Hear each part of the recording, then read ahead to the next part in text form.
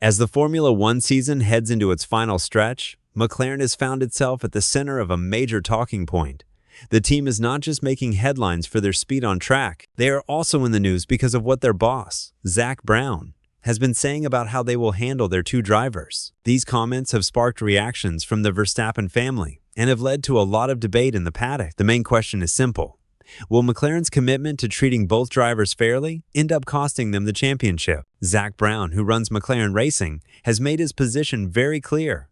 He says the team will not pick one driver over the other. Both Lando Norris and Oscar Piastri will be treated as equals, even though the championship is coming down to the wire. This is not the normal way teams operate when they are fighting for a title. Usually, teams will throw all their support behind one driver to give them the best shot at winning. But Brown is doing things differently.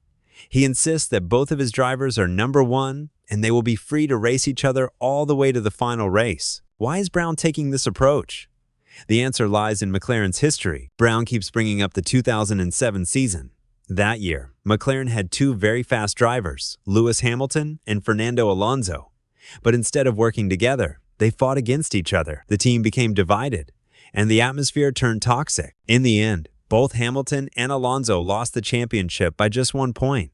The winner was Kimi Räikkönen, who drove for Ferrari. Brown has said he would rather see that same situation happen again than force one of his drivers to give up their chance at the title. For Brown, the 2007 season is a lesson in what not to do. The infighting between Hamilton and Alonso didn't just cost them the title, it also damaged the team. Brown does not want to create that kind of environment again. He believes that if McLaren is going to lose the championship, it should be because another team was faster, not because they made bad decisions inside their own garage. Brown has been very direct about his thinking.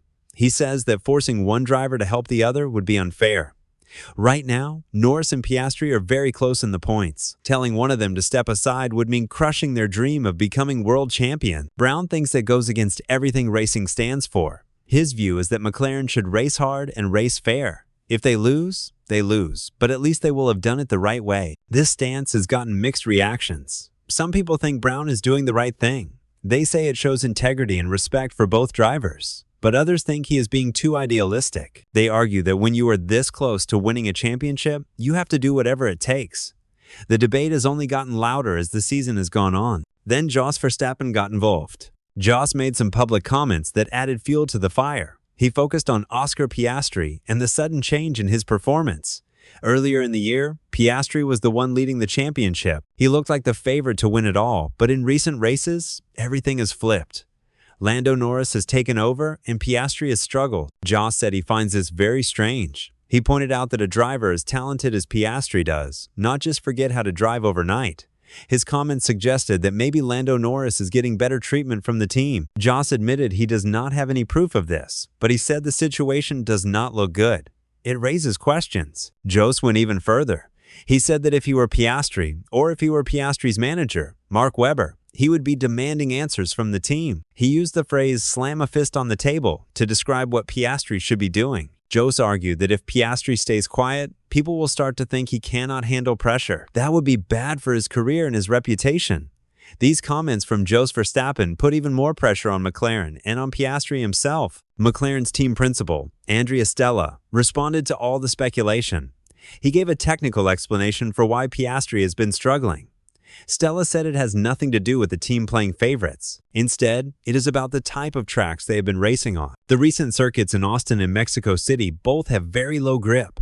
The surface is slippery, and the cars slide around a lot. Stella explained that Piastri's natural driving style does not work as well on these low-grip tracks. Most young drivers have a style that is very specific. It works great in some conditions, but struggles in others. Piastri is still learning how to adapt. The low-grip tracks require a softer touch. You have to be more careful with how you turn into corners and how you get back on the power coming out. Piastri is working on this, but it takes time. Stella said the team sat down with Piastri and went through all the data and video. They found some small changes they could make to the car's setup. They also found some adjustments Piastri could make to his driving. Stella praised Piastri for how he handled the feedback. He said the young driver applied what they discussed, and his race pace in Mexico was much better. The problem was that Piastri spent most of the race stuck in traffic, so the improvement did not show in the final result. Stella also said, "This is all part of Piastri's development. Every driver goes through challenges like this. The key is to learn from them and come out stronger.